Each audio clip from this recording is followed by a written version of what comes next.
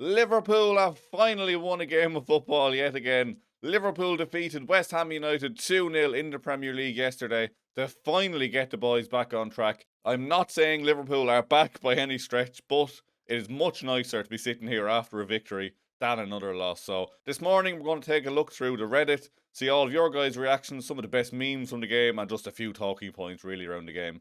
Hit the like button before we get into it. Hit the subscribe button if you're new, and yeah, let's jump straight into it. But before that, a quick word from our sponsors. This video is sponsored by Surfshark, the best VPN on the market. Surfshark is an app or browser extension that allows you to change your location to access websites in other countries and keep you safe from hackers. For example, we here in Ireland can access other countries' Netflix libraries, streaming services such as The Zone in Spain for those all-important Premier League games. Surfshark keeps you safe and private by protecting everything you do online.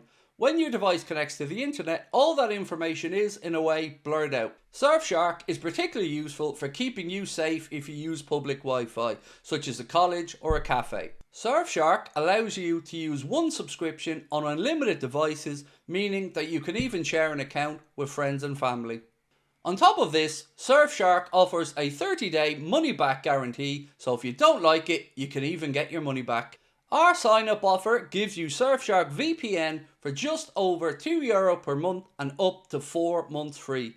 Why not scan the QR code on screen or use the link in the description to take advantage of this offer. Right, first up this morning then, Mr. Flex Tape himself, Mr. Joe Gomez. What a man. What a performance yesterday. He really did just save us yesterday at right back. I've said all along, and I'm not going to be a hypocrite, I didn't want him starting right back purely because of a numbers issue. It is extremely nervy having all three of our fit centre-backs on the pitch at the same time, but Joe Gomez was incredible yesterday. Give him his flowers, and as the meme here sums up, conceding 3 goals per game, the situation was saved by Joe Gomez. Simple, just slap Joe Gomez onto the side of that pitch and sorted. We didn't concede any goals. We looked a lot more solid. Even the right-hand side looked much better. I'd be very interested to see if Mohamed Salah comes back into the starting 11 against Sunderland. If Joe Gomez starts behind him, do we look as solid? Or if it was a mixture of a few different reasons. But give Joe Gomez his credit. He was absolutely rock solid yesterday. Incredible. Got better as the game went on going forward as well. Got a few good balls in. And yeah, just top notch from him. Much better from Liverpool, much more solid, and yes, happy days. Moving on then to Mr. Alexander Isak, who of course did get off the mark in the Premier League for Liverpool yesterday. A very, very nice finish. Like on first look, it looks like just a snapshot, but my God, that was such a finish. The more you see it back, the time he had, like he didn't have much time to get his ball around that foot. I know I like to do the whole turns of table thing. That didn't come out right. He didn't have much time to wrap his foot around the ball, and he got it in straight away. So like, look. Fantastic finish. He is off the mark. I thought his performance overall was, I don't want to say he was poor. He definitely got more involved than usual, but he's still not quite there. You can still tell he's a little bit leggy. I think his fitness isn't quite there just yet, but positive signs. Fantastic finish, and I'm sure that will do his confidence absolutely no harm whatsoever. Fantastic finish, like I said, and just great to see him off the mark for Liverpool in the Premier League finally. Moving on then to Cody Gakpo, who got some mixed reviews, it's fair to say. Some people thought he was fantastic because obviously he did get the goal and the assist. A lot of people on the other hand then criticising him, again saying he's a little bit too predictable. He missed a few chances as well, the one with Florian Wirtz played the ball into him. I'm going to cut him a slight bit of slack for that one. I think Florian Wirtz slightly overhit that ball. Maybe I'm wrong, but I thought you just put a little bit too much power on that one. Made it a little bit tricky to bring down, but of course he could have brought it down still. He is a professional footballer and maybe he should just be sticking that in the back of the net anyway, but I'm going to cut him a little bit of slack on that. Whatever you do say about Cody Gakpo's performances, the man just does have an output. Like again, a goal and an assist yesterday. He is our top goal contributor in the Premier League this season. Look, we can talk about his performances, but the man is getting the ball in the back of the net. He's setting up goals as well. So look, there is a discussion to be had there about his long-term future at left wing, but look, a goal and an assist yesterday. Can't knock him down too much for that. So yeah, solid performance from Cody Gakpo and just good to see him on the score sheet. Next up then, Lucas Paqueta of course did get sent off, and I just wanted to bring this up because I didn't really notice it during the game, but when I seen this clip it just made me laugh. So Lucas Paqueta has already talked himself into a yellow card at this point. Van Dijk sees him storming towards the ref, and Van Dijk is just, look, you go ahead, you go through, or plough on, work away, speak to the ref. Like, so what an assist from Van Dijk there, the little dummy as the post said to let him through. Like, and then The comment underneath is just absolutely fantastic. So that's from Borky Dorky 811 who said, "Never interrupt your enemy when he is in the process of destroying himself." I'm fairly sure that's from The Art of War, but it is definitely applying to this situation. Van Dijk sees Paqueta hot-headed walking towards the ref. He sees an opportunity, plays a little dummy, lets him through, and Paqueta gets sent off. And if you haven't seen his rant on Twitter afterwards as well, or X as it's called nowadays, man's just saying anything. Like, he just put out this big statement going on about how he's been treated with the whole betting scandal and stuff. Like, what's that got to do with it? You're a moron. You got 2 yellow cards for speaking to the referee when you should have just walked away, kept your head down, helped West Ham get back into the game. Like, West Ham are in a relegation scrap here, and the man is talking himself into 2 yellow cards with the referee and then blaming everyone but himself afterwards. Like, just cop on. Cop on with that behaviour and just take some accountability. That is just ridiculous from him, and it is fantastic from Van Dijk there. As you can see, letting him through, hands up. Brilliant. Florian Wirtz, of course, did win man of the match yesterday and completely deserved. He was absolutely fantastic. He was given this freedom to roam. You could see his heat map. He's just all over the pitch. The 1-2s he was playing, he was linking up every bit of play. The passes, he could have had an assist or two, like we said about the Cody Gakpo one, and there was a few others as well. He tried to feed in Isak a few times. Couldn't quite get there, but fantastic from Florian Wirtz yesterday. By far his greatest performance in the Liverpool shirt so far, and yeah, just wonderful. Like, if he can play even 70% of what he did yesterday in every game, he's going to be an absolute superstar.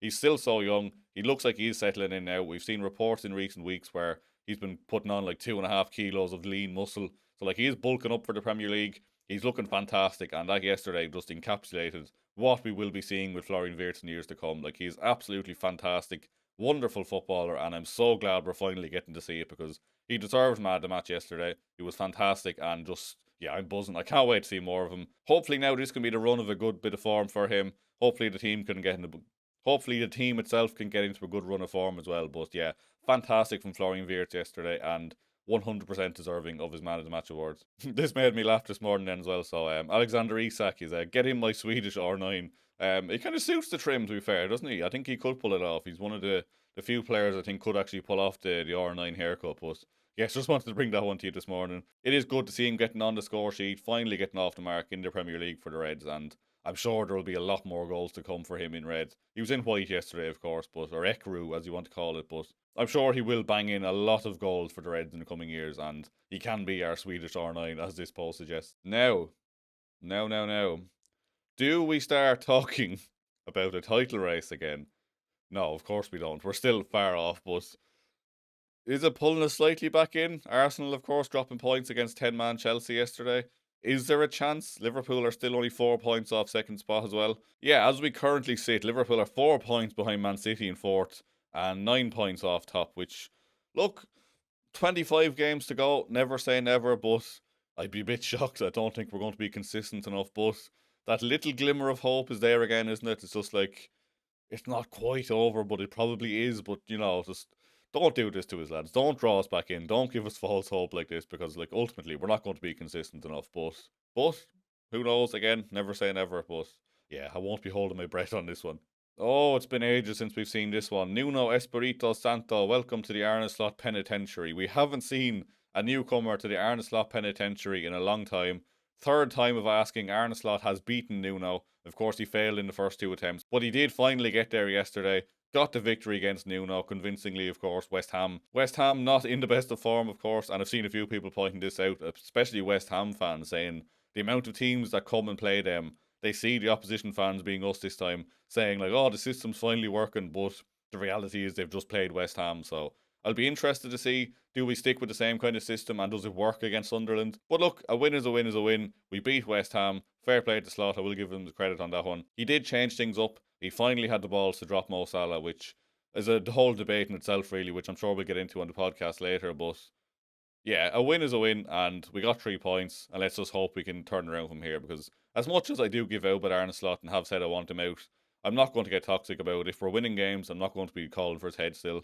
Like, I still am ultimately in the Slot out category, but I'm willing to be won back around. I want him to turn it around ultimately. I want to be proven wrong, but Sunderland will be a good test for that, and then of course Leeds at the weekend as well. So look, if we can win those 2 games, we're starting to get back on track, and maybe he can win us back around, but I'm not quite there yet after beating West Ham. But again, positive signs, never going to complain about a win, and as that says there, Nuno, welcome to the Arne Slot Penitentiary. We'll finish up then with just some more Joe Gomez appreciation, really. So here was his heat map from yesterday. As you could see, he was in the GOAT formation. What a man! Like, just like, he hasn't started a right back in, what was it, like 18 months or something like that. It was 2023 anyway when he did start there last, and he just looked so solid there. Like, I thought in the first half his decision making when he went forward was a little bit off, but like, that's to be expected, to be fair. Like, he's ultimately a centre back playing a right back. I thought there was once or twice he could have got a cross in where he kind of hesitated, where he kind of just lingered on the ball a little bit too much, but can't fault his performance at all. He grew into the game in an attacking sense, and he just looked so defensive solidly. Deserving of the GOAT heat map there, of course. Probably unlucky not to win man of the match yesterday, but Florian Wirtz was just another level, to be fair to him. So, but yeah, Gomez does deserve the GOAT heat map, of course, and yeah, just fantastic again from him. That's all from me this morning anyway. If you have enjoyed the video, please do hit the like button, hit the subscribe button. We'll be recording the podcast in the afternoon. That's myself, Craig, and Chris. We'll be discussing Salah being dropped. We'll be discussing Slot's position at the club. We'll be discussing the upcoming fixtures, taking a look back at West Ham yesterday, and any other bits that come up, really. You know what the podcasts are like. We tend to just go off on tangents, and it's always good. I always enjoy recording with the lads. So please do keep an eye out for that one. Craig will be live then this evening as well, of course, so keep an eye out for that one. I think we'll have the Sunderland preview coming out today as well. So very busy day on the channel. Please do hit the subscribe button for all that content, and I will see you very soon. Thank you very much for watching.